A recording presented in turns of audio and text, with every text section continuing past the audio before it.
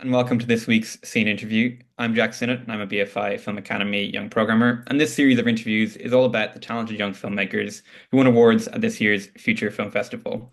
This week, I'll be talking to Andrea Adame and Paula Trejo Espada about their brilliant film Red Lace, which won the Best International Film Award, supported by the London School Trust, and the Best Film Award, supported by the Uggla Family Foundation. Red Lace is a really interesting, high concept film that's set in a sinister cake shop where men devour these cakes that quickly become stand ins for their sexual desires and their fantasies of power. It's got really sharp dialogue, really stunning visuals, and some great insights about masculinity, objectification, and the rituals of socialization. Andrea and Paula met at SCAC Film School, and this film was also their final project there. It's the first film they've directed together, but they've also worked individually on films across different forms and genres, including science fiction shorts, documentaries, and music videos. Some of you might have got the chance to see Red Lace at Future Film Festival, which Andrea and Paula also attended in person. But if you missed out, don't worry, because the short is going to be available to watch on the BFI YouTube channel today. So I think that's everything, and we can get into it. Andrea and Paula, really excited to speak to you today. To kick things off, can you introduce yourself and your film, Red Lace? Hello, I'm Andrea. I'm a screenwriter, a costume designer, and sometimes a director also. And hi, I'm Paula. Right now I'm a producer and also a director.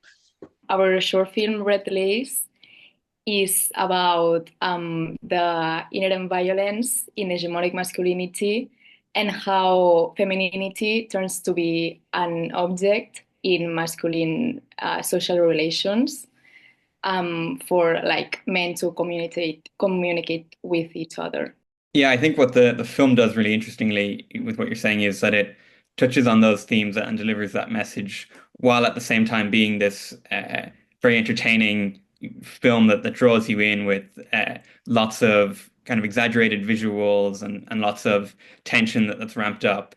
So I guess kind of an initial question is how did you balance that kind of entertainment factor versus the social commentary that's so important to the film?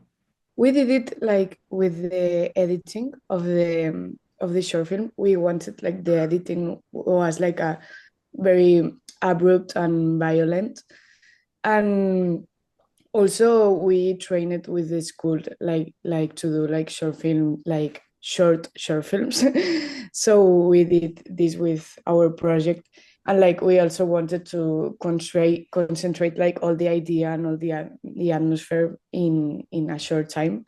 Did you feel that the cake shop setting, I think for me anyway, that really helps to both create the atmosphere and to get the message across because the metaphor is really clear from early on what it's kind of representing. How did you guys hit on that idea of the cake shop, and why did that feel like the particular place to set this story? We we chose to do it like in a cake shop because we like the contrast of something like really sweet and good looking with like a really violent atmosphere. So we chose to do it there because of this. Yeah, and I think as well the kind of the quality of the cakes and the tactility of that really comes through as well. I mean, Paula, you've mentioned the editing being so violent and so immediate in kind of drawing you into the story. Is there anything that you did practically as well to make the actual physical cakes feel really impactful and make those sequences feel it in a way that they kind of make the audience squirm and just kind of get across that aspect of horror? There are like two things. One is like we trained the acting with the actors, and we wanted like that they had like that our our instructions were like they had to eat in the most disgusting way possible. Like we wanted like they imagine the metaphor in her heads, and like they imagine like they were devouring someone. So in that way it was like more aggressive, and yeah, also about the cakes, this was a work of our art director Danae. She equipped the space with these gross cakes, and I mean gross in a good way, which made everything feel like it was out of place, as if you really don't want to be in this bakery. That this was like the emotion we want to to represent. Yeah, and you mentioned they're collaborating with your art director, and obviously this whole piece was a collaboration between the two of you. In terms of your dynamic as co-directors, how did that collaboration work? Was it a situation where one of you was focusing on certain aspects and the other was focusing on others, or was it kind of a holistic collaboration where you were making every decision together? Directing together was a process we remember with a lot of love because Andrea and I, we were friends before doing this project together. So it was like a good opportunity for us to do this. But like we during the pre-production we spent like months researching to this topic, and like it was so intense because we did like a lot of versions of script versions. But when the script was approved, what Andrea and I did was like Andrea was focused more on the more on the acting and more on the themes of visual things, and I was like more on the technical things. But it was also a collaboration, so there were moments that I was more in the acting and Andrea was more doing technical things, so we like switch each other and collaborate between us. Andrea, did you feel the same? How was kind of focusing on that acting side of things and having kind of your sphere of control in the film? Yeah, like I think we switched like pretty well, and we like I think we sometimes like like switch each other. Some while one was focusing on the acting, the other one was on the technical aspects, and then like we switched to do like the other thing. But we like had to communicate a lot to do this actually. So like it was a tough process because we had to do like a lot of communication, a lot of communication, and like we had to really be on the same line all the time. But we we got there. And for both of you, how did you feel that process compared to directing solo? Because I know both of you in the past have directed films individually. Did it feel easier to have somebody else that you could rely on, or did it feel more difficult because you had this added layer of having to constantly communicate and constantly share the decisions? It depended on the moment because like sometimes it was um, kind of hard to get like on the same line, but for me it was easier. Like I had someone to rely on, and it was easier because we were friends. So like I really felt like I could rely on her, and just like it was like a trust exercise. So I really felt like we could rely on each other. So it was easier in this way. Yeah, I think like this extra like strengthened our friendship, and it's so beautiful because I also rely on Andrea. And yeah, it was there were moments and moments like a lot of tensions also, but at the end you appreciate like to talk with with your director about anything you want, and like to discuss all the topics. And I think like it depends on each personality and how flexible um, they are in adapting to someone else's views and ideas, because there are sometimes that this is difficult, like to understand another points of view. But as Andrea said, it's so important to communicate all the time. Like I feel it was like better than directing alone in a way that you are like you feel less lonely like through the process. So it was good in this way. Yeah, great. And another aspect of collaboration that was involved in this film was writing the script with Laura Ballester. And that script, as I mentioned at the beginning, is really sharp, really intelligently written, and also in Catalan. And I was wondering, uh, firstly, how important it was for you that the script was in Catalan, but secondly, if you felt there was anything about this story that really lends itself to being told through that language. for us was important to do it in Catalan because like well, first of all, is a Catalan is a really rich language, which is like suffering from a linguistic emergency in our country. So, like doing it in Catalan felt more important to us, like not only in a linguistic way, but in an identity way. So, like and it's our native language, so we felt like closer to the thing we were creating by this. And we didn't really do it in Catalan because we felt like it could be easier to tell in this language. But we just felt like doing it in our native language because we wanted to. Yeah, exactly. That makes sense. And I guess with a lot of these choices, it's not necessarily that this story has to be told in that language, but just that that's a language that you want to use, and then telling the story is another aspect. Um, I guess kind of continuing on that nature of talking about the story itself. Is there anything in particular in the script that you felt was really important in terms of getting the messaging across about these issues around masculinity and about objectification? Any particular scenes or moments in the film that felt to you like they were really the hinge of getting all of that across to the audience? I think it's important, like the beginning and the end of the short film, because at the beginning we like present the protagonist, like the main character. He views for the first time like all the male community and all like the violent atmosphere, and so at the final, the sequence of all the men devouring the cake, it's like so violent. I think like the the message of of the short film is there. Yeah, and I think that definitely comes across to the audience. And even seeing it screen at Future Film Festival, I think that ending is so impactful, and so many people were really hit by that. So I think that's definitely come across on the audience level. But just kind of talking a bit more about the production of this film and also how it ties into your filmmaking journey. You mentioned obviously that you were friends before making this film, and I know that you both went to film school in Barcelona. And I guess just a general question is how much did you feel that the film school experience has really informed your filmmaking?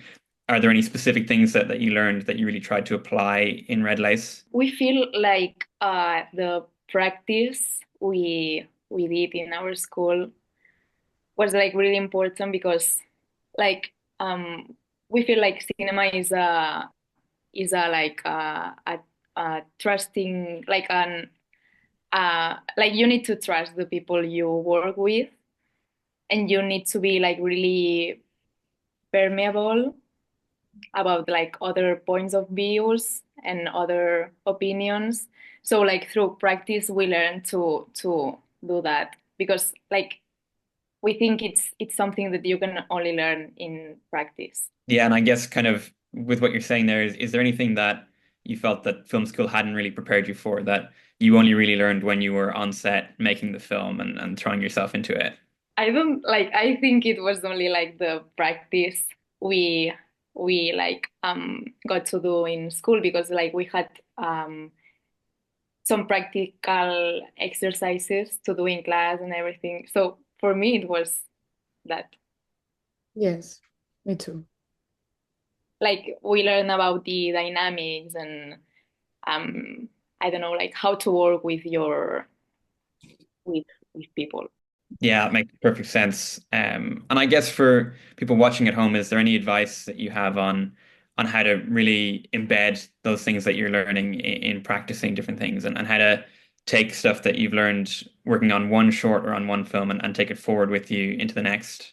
I think like the most important theme is that like it's that not to be scary in any moment, and like to do whatever you feel, whatever you like feel free like to do your own projects. And also I think it's important like to, if your friends are artists and love doing cinema, like it's so important like to stay together to these friends and like to be capable of like open your mind, and also it's in view like another ways of doing the things also you want to do, and to talk a lot, like to do networking as we did at the festival. Like it's also important to do networking and to make your project like know by the other people.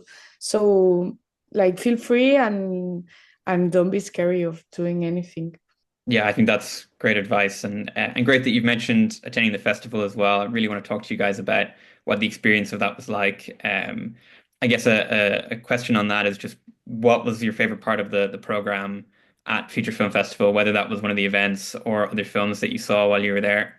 It was sad for us because we could only come to like the weekend of the festival. Um, so we got to go like to the projection on Saturday, and then on the networking drinks and everything, and then on Sunday like to the awards. Um, like we really liked. We felt like the festival was like an open space to meet people and to talk with people. Like there were many activities um, for people to talk to each other. We went to the movie quiz, Yes. Yeah. and it was like you had some activities that were like fun, and also you could like talk to people you were like sitting next to. So like it was really really cool in this way. And like about the projections, we really liked the animated short films. Like all of them were amazing and technically like they were awesome. Um, we liked like every short film actually pretty much. Like we felt like there was like so much variety, and like short films coming from different places around the world. So it was really cool in this way. We also liked Period Party really much, the short film. Yeah, I mean, it's great to hear. I think even just from speaking to lots of other people, what you've said about the vibes of the festival being really relaxed and making it easy to connect with people has really come across. And you mentioned that the screenings, obviously Red Lace screened at Future Film Festival. Did you feel it was different seeing it in front of an audience in London versus audiences in Barcelona that are more local, or did you feel that the message just translates very clearly to any kind of audience? We didn't really feel like it was different. Like we thought, like before screening it in the BFI, that it will be different because I don't know. Like I was a little bit scared that because the language or something like the dialogues couldn't like be Yeah. understood as well as the original version or something like that. But like we felt like it was received like in the same way, and we guess it is because it is like a universal theme that we are all familiar with, and like the shape of the short film is really like visual and really like um we feel like it transfers like an emotion or a sensation, so it kind of makes it more universal. So it was like pretty much the same. Yeah, I think that definitely came across in terms of how successful the film was at the festival.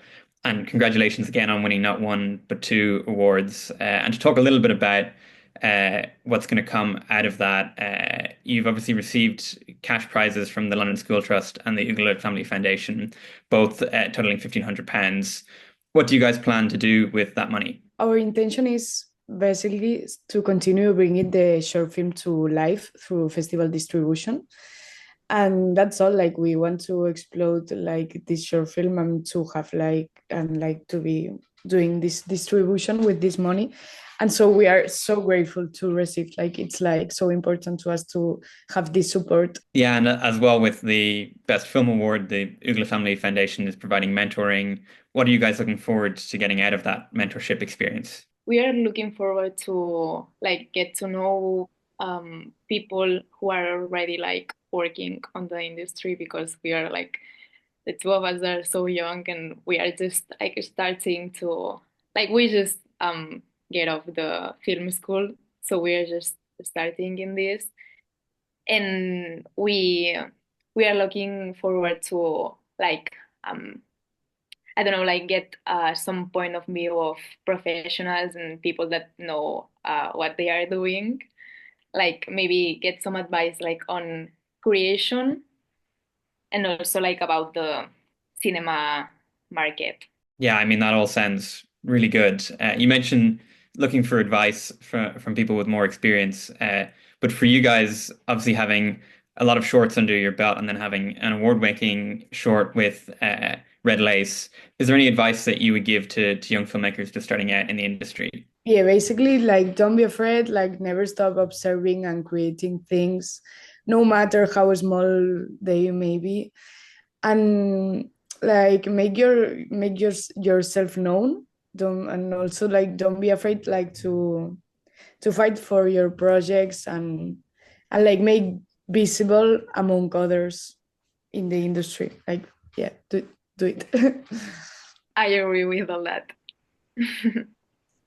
Great. And I guess maybe one final piece of specific advice is that obviously people might have seen the film at Future Film Festival and be thinking of entering films themselves next year, or might have a film that they're sending around to lots of different film festivals. Is there any specific advice you have on that festival submission process in terms of how to make your film stand out and how to get a good reaction from programmers and from juries? We think you should know like the potential of the thing that you created, and like it's kind of this is kind of sad, but we think we you should like see your film as a product and know like its potentials and I don't know, like the main topics, the main um genres, so you can like sell it to the to customers that are like the festivals in this case. So like you should know the potentials of your product that is your short film. Yeah, I think that's really good advice. And I think sometimes just that kind of belief in the project can be the most important thing. And people are a bit afraid to kind of put themselves behind the project in that way because they're worried that it'll get rejected or people won't necessarily see it in the same way they do. But from everything you guys have been saying, just that confidence in what you're doing and belief in yourself really definitely goes a long way towards getting that film in front of people and getting people to notice it and see it in the same way that you do.